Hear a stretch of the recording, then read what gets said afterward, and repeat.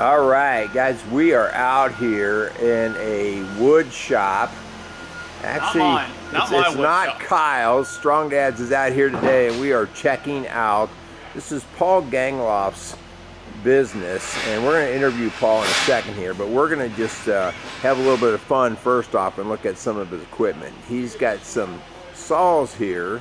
Where we're Ronald, you get look at all the slabs here. Well, Kyle, I mean, I can only do so many things at one time. I'm Look, sorry. Kyle's over here drooling at all this lumber that's been cut.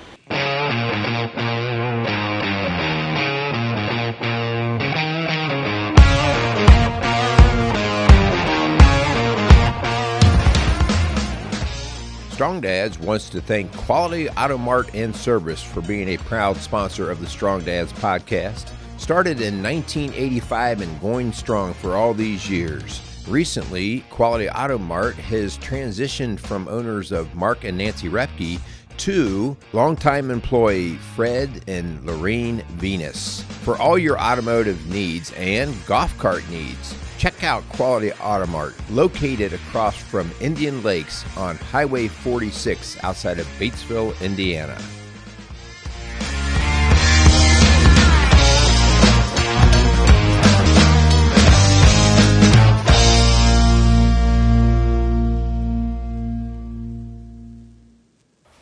All right, we are at Riverside Lumber and Logging and Sawmill. Riverside Logging and Sawmill, and this is www.logandsaw.org. there we go. We got you. All right, and so Kyle and I are here for Strong Dads, and we are talking to Paul and Richie and Leon. All right, and so Paul, I think you're kind of the owner and operator of this business, but you got your guys here helping today. Give us a little background on just what you're doing here. So today in particular, we were just going to sample the different machines that we have here. Cut the small log here, then cut a big log over there, and then maybe run some through some of the woodworking equipment that we have. This one here is an edger. Basically, you send it through at one end. It's got the live edge on, and you tell it how wide you want your board to be, and then it's just basically two big circular control blades in here that make the board whatever size you want it to be. Oh yeah. So it's just fully manual. You just adjust it here, whatever size you want your board to be. It cuts the two live edges off, and it comes out the board. That's pretty cool. All right, you guys ready? Crank it up. Show us how this thing gets its job done. Richie, go ahead if you want to. This is a what's called an LT50 hydraulic. It's got a debarker on it, which we probably won't use because this bark is already very spongy. This piece of wood's been sitting out in the yard for a while, but we just drug it in here for a sample. But this swings into the wood and it makes a cut, and then it's easier on a saw blade that way. It'll remove any rocks or anything that's in the bark that's gonna shorten the life of the blade. All right.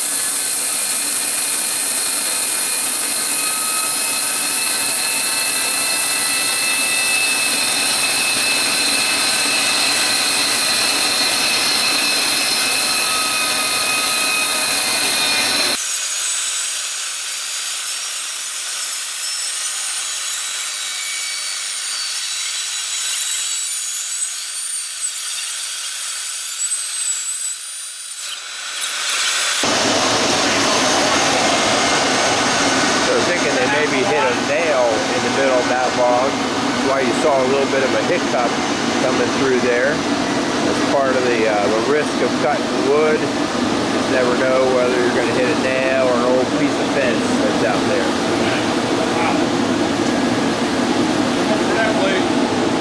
All right, we are now moving over to the big boy. So, got a chance to show you guys the smaller wood miser saw. Now we're getting ready to come into the big boy, and I'm just going to show you the size of this log here. This is crazy.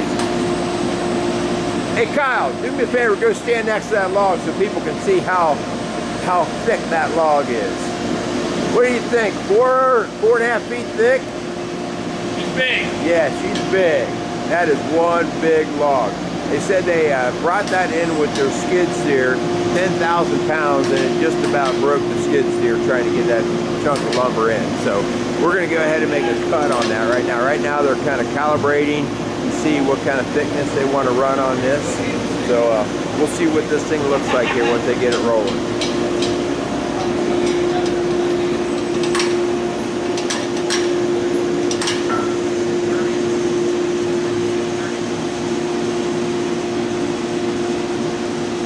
What kind of wood is this, guys? You know, is it that's a white oak? All right. All right, we got that blade going right now. It is. And,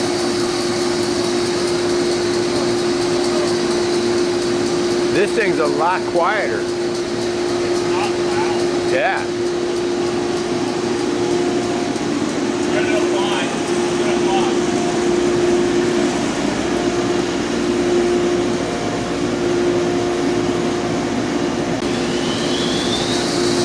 Starting to crank it up now. This thing runs, it's got a diesel fuel lubricant that continually drops a little bit of diesel fuel down onto that blade to help keep that lubricated as it's cutting. This particular saw, there are only a limited amount of these saws in this part of the country. The Wood Miser Company, this is their biggest from what I understand, and there are only several of these located in this region of the country. So when people want something really big cut, they bring it over to this mill.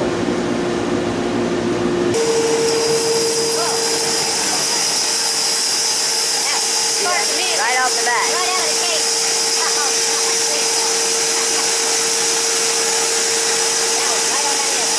Very first thing you hear is create a little spark. Yeah, so they're just hoping that it was something that wasn't going to damage the blade.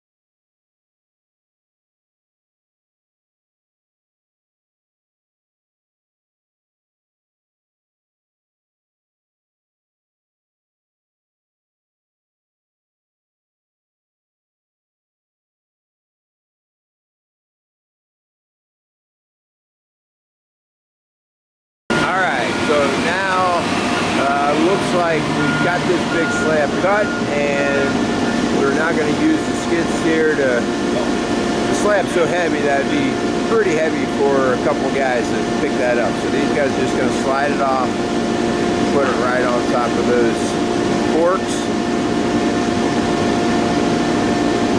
There you go. Hey Kyle, there's your next table.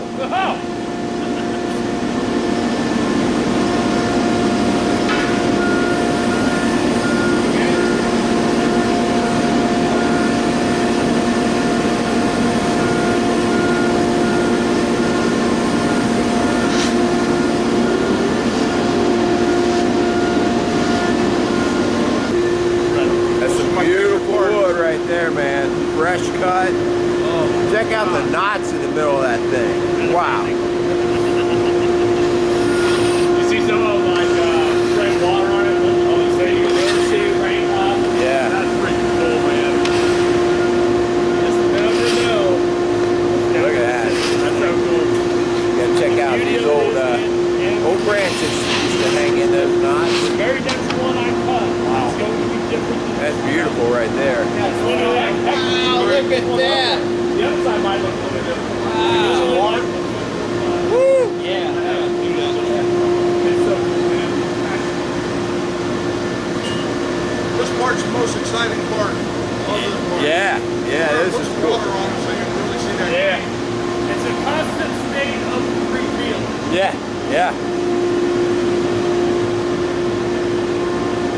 Merle, he made a good point. He was saying that it's really cool because it's almost like, because every slab is so different, like even the next piece, it's almost like the finger of God has touched and like put his fingerprint on each piece. Yeah, for sure.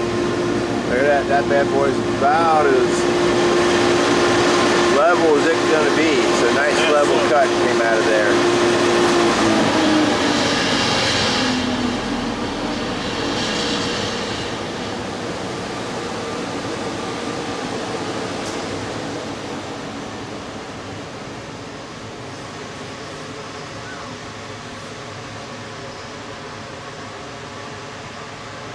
All right, so Rich is bringing a little water. Watch what we do with this little water trick right here. It's a beautiful piece. It's not because he's thirsty. Oh, this is going to be beautiful.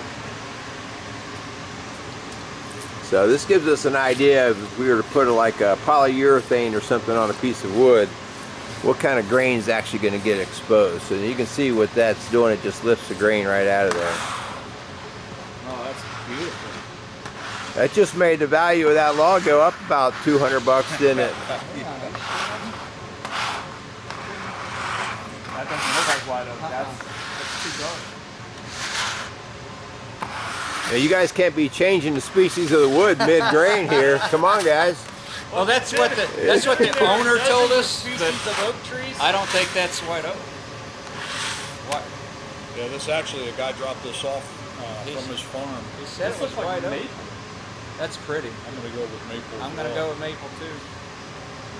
Normally, That's you good. can That smell. smell. Yeah. I'm going to just be quiet, and then when everybody watches this and puts their 2 cents worth in on the video, we'll... Yeah. What do you think this is? I think it's maple. That is gorgeous. All right, so right now what we're going to do is we're going to run some of these boards through here, and they're going to cut the live edges off so that on the other end of this, we'll see what we come out with.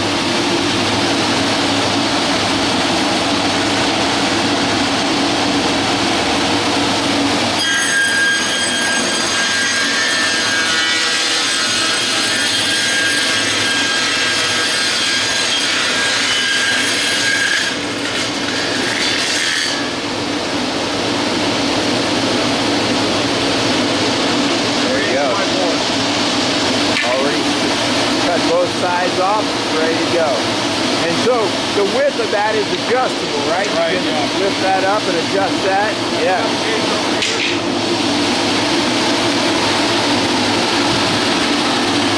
Yeah. All right, Paul, man, that was pretty cool. You just showed us, well, Poor Kyle over here. Poor Kyle. He can't. Yeah, he's got drool all over him. But now we have left the warehouse shop area of Riverside Logging and Sawmill. Sawmill, and so now we're just in your office space. And Paul, part of the reason why we wanted to meet is because we had a common connection, and that connection said you got to get to know Paul. He's a good man, and a man that's tried to live his life to be pleasing to God, pleasing to the Word, and so we got to just meet you and figure out what's going on. But we have some questions, and the questions are: what's God got to do with Riverside Electric?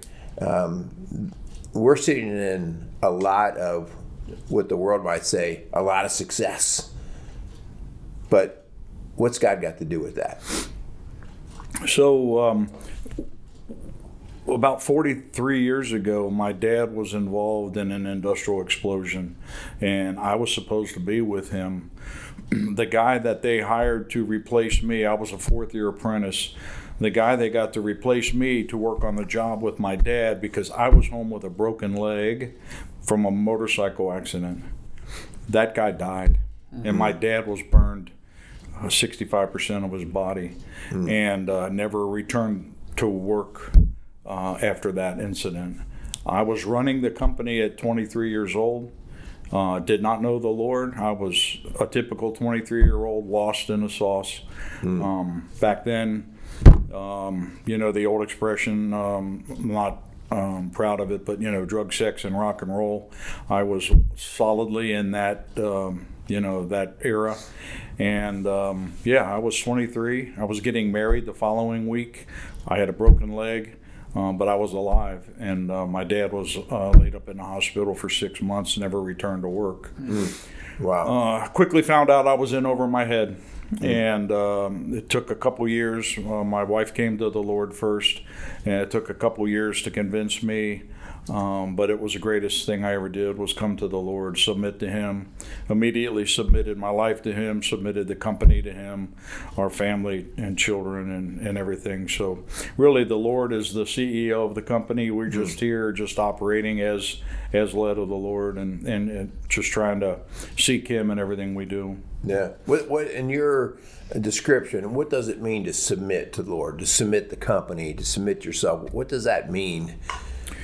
Well, for me, I start out every day in the Word.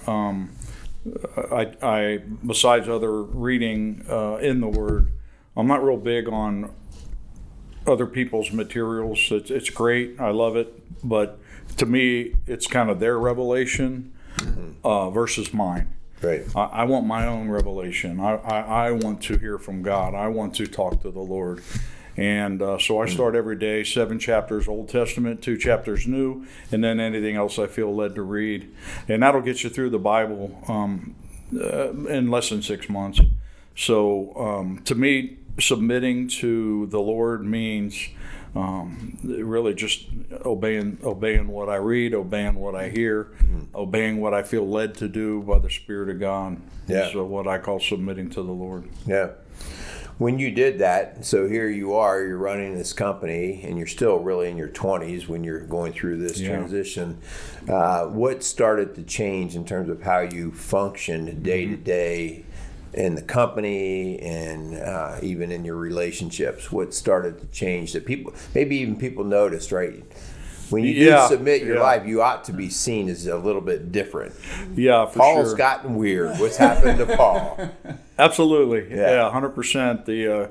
All the guys that knew me were shocked. The transition for me was radical.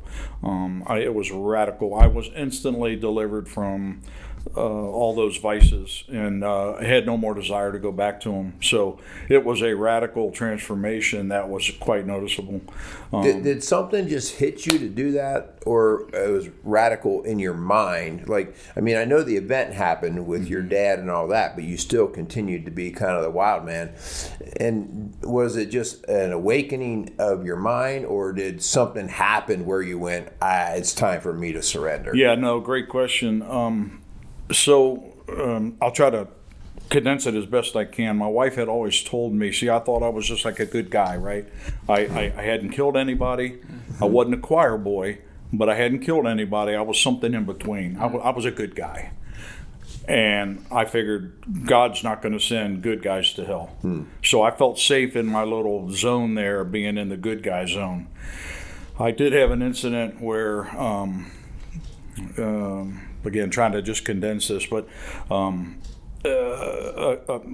story short, a guy from work had sent me a tape about end times and being born again, which was a radical idea to me. I had never heard that before. I was like, okay, that's great for you if that's the life you want to live, but I'm a good guy and I'm in that safe zone. I received this tape from a guy I worked with, and my wife strategically grabbed the kids one night when she saw the tape come in the mail, took the kids to the grocery store.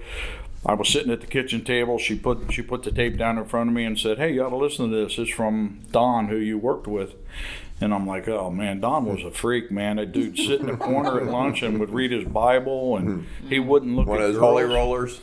Yeah, man, he wouldn't look at girls. I mean, we're working in these department stores, and he don't even look at girls. What's the matter with the guy? And I thought, oh man, he's probably homosexual, and blew him off that way. Well, I took the time to listen to the tape. And the preacher was quoting scripture, and as he was quoting scripture, I'm like, okay, that ain't right. That's not right. So I ran and got my St. Joseph Edition Bible, and I was double checking his scriptures, and everything he was saying was in there. And then he started talking about this born again stuff, and it's right in there. And I'm like, well, I listened to that tape 3 times through, and by the 3rd time, I will describe for you what happened when Janet walked in the door, my wife, with the kids. I was holding onto the table, shaking, and I was saying, "Honey, do you realize that if I die right now, I'm going to go to hell?" Because what had happened was, 3rd time through, I listened to that tape. It was almost like the scales fell off my eyes, and Jesus kind of showed me, like, hey, this is where good guys go. I saw myself in hell, and that was it. It just scared me, and then the deliverance came. It was not a mental thing; it was a physical thing. I had no more desire to drink, smoke dope, any of those things. They were just gone instantly. Wow. So, to Him be the glory. It was a true, I'm a new creature in Christ kind of experience. Prior to that, did you grow up with any faith background at all? I was raised Catholic. Yeah. Yeah. So you weren't totally unfamiliar with the name of Jesus and Correct. that sort of thing, but your religion was basically, hey, I'm a good guy, so that's really all I have to be. Yeah, and my grandma had actually told me that. She actually told me that that was my ticket. The fact that I'm a good guy and I'm good enough, and that's it. And man, I believe that lock, stock, and barrel. It never changed my life. That good guy thing never changed my life, but meeting Christ that night changed my life. Yeah. Wow. Well, talk a little bit about that. So obviously we were out in the wood shop. I want to call it the wood shop. Is that fun? Sure. Came in here and the electrical side. So obviously you got your hands in a couple of different places. How does that the radical change of Christ coming into your life? How does that directly correlate into running? And I mean, you said Jesus is the CEO of this company, and you're just basically the hands, working. How does that correlate into running a large business like you have? Yeah, so we were a small business back then. Net total gross sales for a year was less than $500,000. We were, just to be very honest, we were about $280,000 in debt, which saw very little hope of climbing out of that. And as we learned about the Lord and submitted to Him and just gave it all to Him and gave Him the glory for where we were at and where we thought He wanted us to go, and specifically just really trying to just be scriptural about giving, be scriptural about tithing, be scriptural about dealing with people, being scriptural about loving our neighbor, loving our employees, which we don't even call employees, we call team members. Just loving people and sounds trite, but letting our light shine. Things just started changing. Not by design. Like, I'm not smart enough to figure out how to do that. It just happened. He did it. So we literally just had our Christmas party this last Saturday. A little late, but we always do every year just to give people time to enjoy the holidays, and then we do it afterwards. And I stood up in front of everybody, and I basically said that. I'm like, I didn't do this. It's easy to sit here and go, wow, they've got this and they've got that, and look at all this. But no, truly, to God be the glory, because it's not really anything we did other than just try to seek after Him and follow Him. And that just has translated into how we treat people and how we act as a business, and how we treat our customers along with our team members. Yeah. And, well, it's very evident. I mean, as you walk in, there's a big sign, right? And I kind of saw it as kind of like the Notre Dame thing, walking out of the locker room, like you hit that, right? To God be the glory, and it's cool to see, all your employees or team members as they walk through the doors. That's like the Macho, right? I mean, and I think it's really cool, like that has been set. The precedence is set for your company. I think it's really cool. Yeah, and I mean, in all honesty, not every employee here knows the Lord or wants to know the Lord, and we look at them obviously as our mission field. Yeah. We're here for a reason. We try to use this business as a platform for ministry. What we do is like Paul did, who made tents, right? And we do the same thing here. Our electric business, our wood business, is nothing more than an opportunity to meet people, reach people, and hopefully spread the gospel. At least plant some seeds. Yeah. So Paul, this is Strong Dads. This is our program. This is what we do. You are a father of 4 kids, right? And so you are a dad and a husband. What does a follower of Christ do as a father and husband? How has that impacted how you've raised your kids and been married to your wife? Yeah, that's a great question as well. I would say BC for me, I was solidly following after kind of the way I was raised by my own father, which was hard-headed German, strict disciplinarian. Kids act out of line, snap them up, spank them, send them to their room, and it's over. Don't even listen to their side of the story. Don't care about it. Just discipline and walk away. Wow, look what the Lord has done. I remember snapping my kids up, by one arm and spanking them like my dad did me. And I think back now and how, wrong that is. I did it in my anger, and I did it in frustration. And thank God it was just 2 or 3 years before I came to the Lord, and things just changed. The Lord showed me about the proper way to discipline, not in anger, not in frustration, but lovingly. Sure, I still spank them. That's what the Word says to do. The rod of correction drives evil out, and I believe that, and I saw that. Not all our children turned out as angels.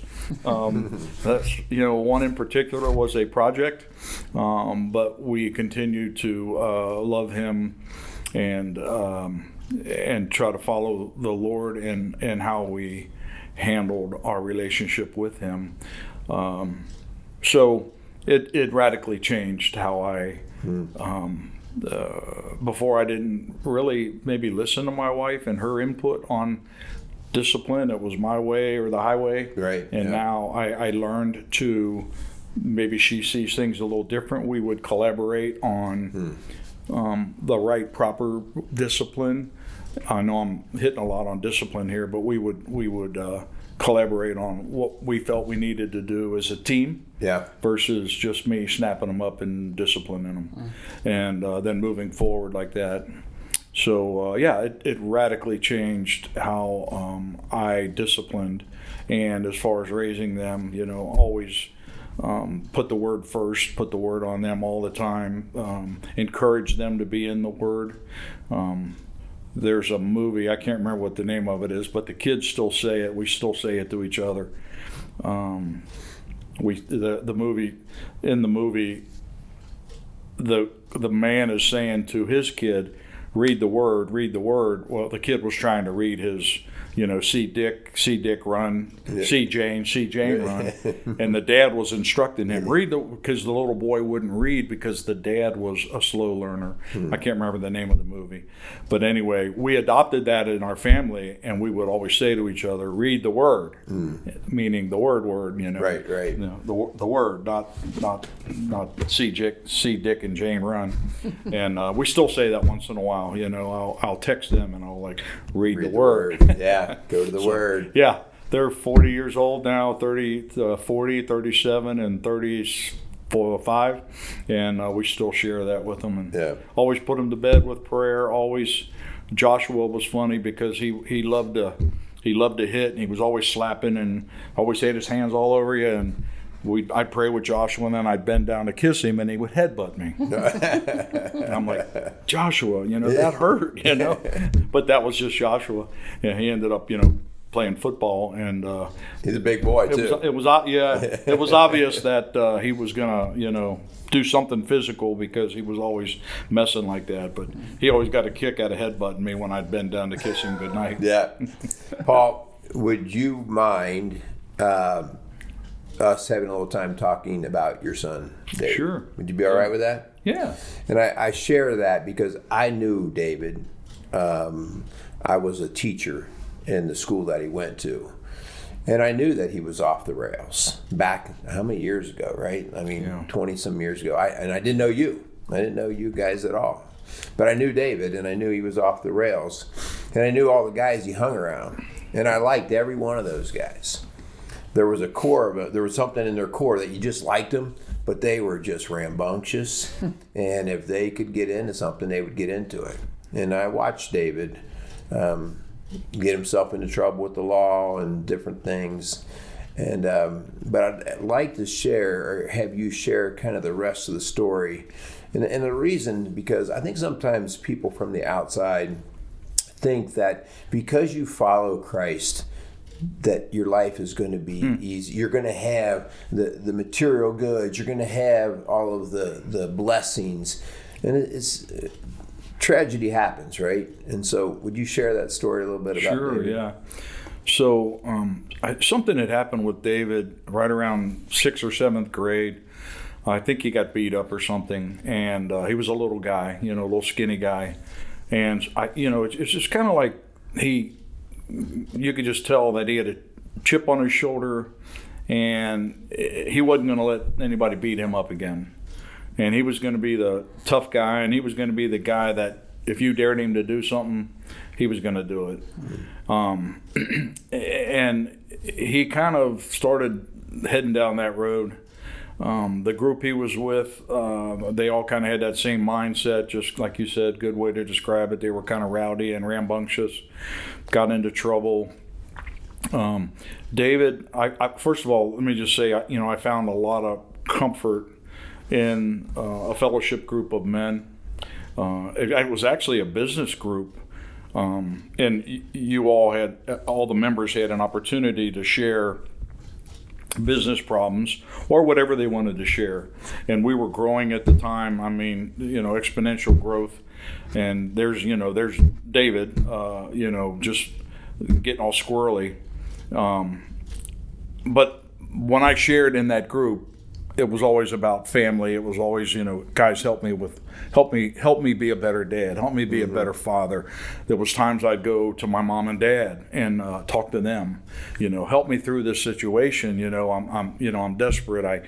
And we really just tried to really just focus in on what the Lord wanted us to do, because things went from, bad to worse to worse.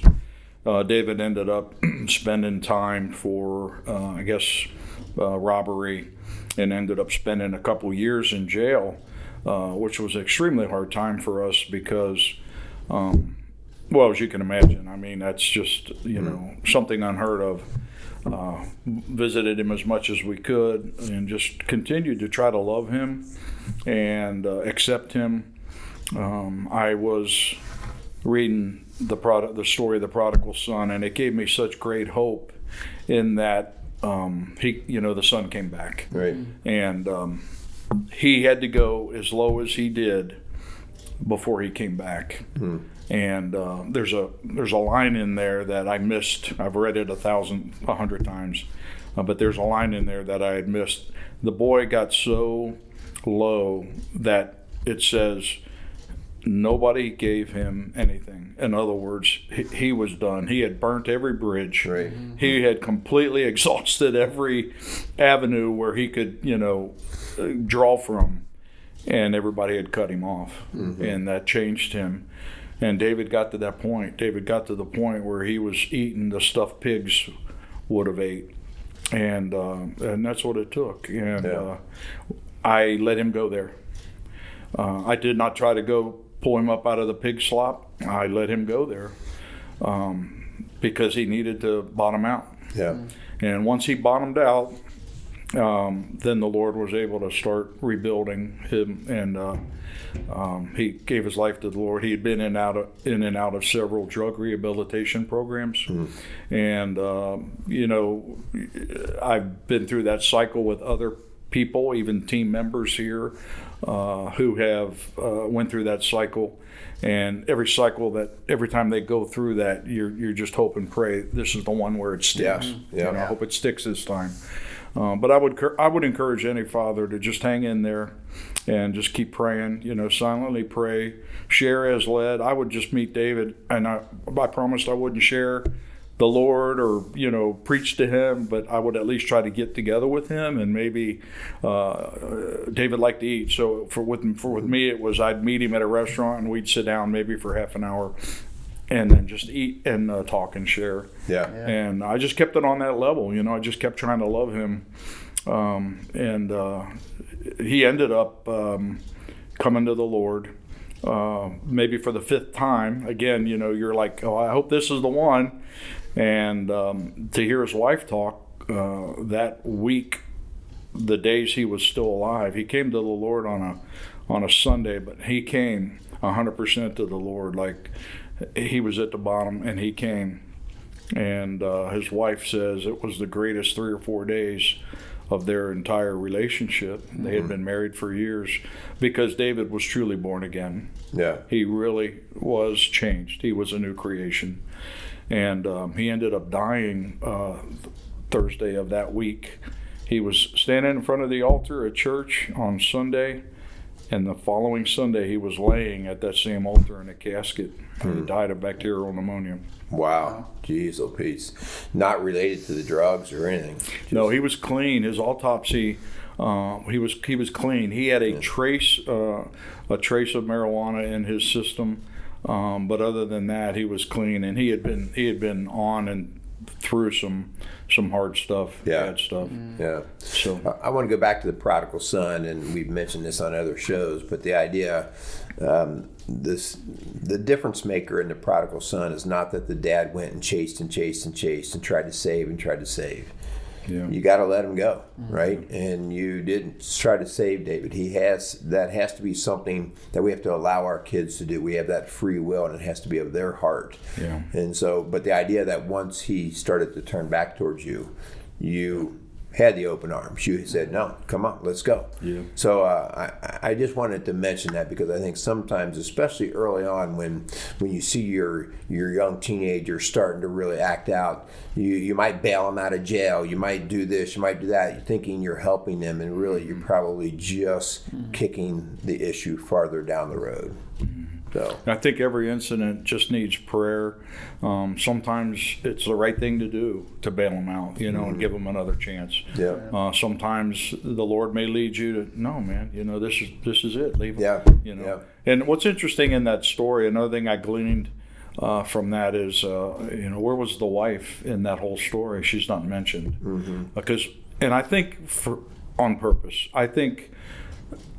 And women may or may not agree with me about this, but the woman the man is the disciplinarian. Usually the man is the one that's the authority figure in the home, or should be. And the woman's not mentioned at all, the wife. And I think God is saying in that is that I love moms. I love their motherly affection. I love the fact that they would just want to love, embrace. But sometimes the mom just needs to like zip it up, and then just let the dad lead. Yeah. That boy came running back home. His dad was there waiting for him on the porch, watching for him, and the mom is not mentioned at all. And I shared that with my wife, and I think she, I don't know about that, but occasionally I would remind her, it's like, honey, I really feel led that this is what we should do. Mm-hmm. And I really took a leading role in that, rather than, honey, you may be right, and then kind of going against what I was really feeling in my heart that what we should do. Yeah. And I'm not saying I'm 100% right all the time, but not that at all. speaks to the importance of the feminine and the masculine, and they both have their proper place. Mm-hmm. And when your kid is little and he stubs his toe, he's not going to run to daddy. He's going to run to mommy because he needs that nurturing. He needs to be cared for. He needs to be bandaged up, right? Yeah. But there's a time where the masculine tends to have a more logical, let's lay all the cards out and make sure we know what we have here. Yep. And I work with couples all the time in a parenting situation. And, sometimes there's a softy dad who's interfering, but most of the time it's just the heart of the mom who's wanting to save the child. And again, that's not,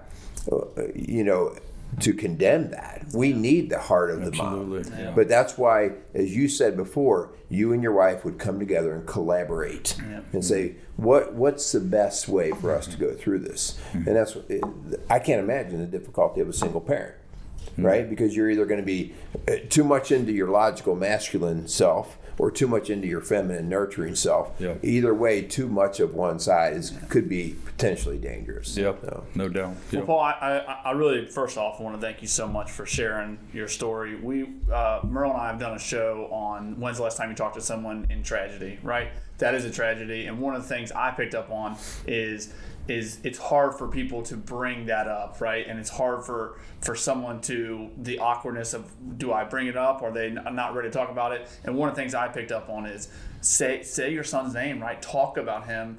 Obviously there is that tragedy that's happened, but to not speak of him and to not talk about him, right? Then it's that forgetful part, right? And I'm sure for you and your wife, you don't want to forget him, right? Yeah. And you want to cherish the moment you had. So I just think it's really cool that your willingness to talk about that. I know that's it's not an easy question for someone to ask, but your willingness to share, I think, it's good for dads to hear. It's good for men to understand the vulnerability side of that, right? I think a lot of times we want to be like, oh, we're okay, and it's okay to not be okay sometimes, and just to talk about it and just to have the conversation.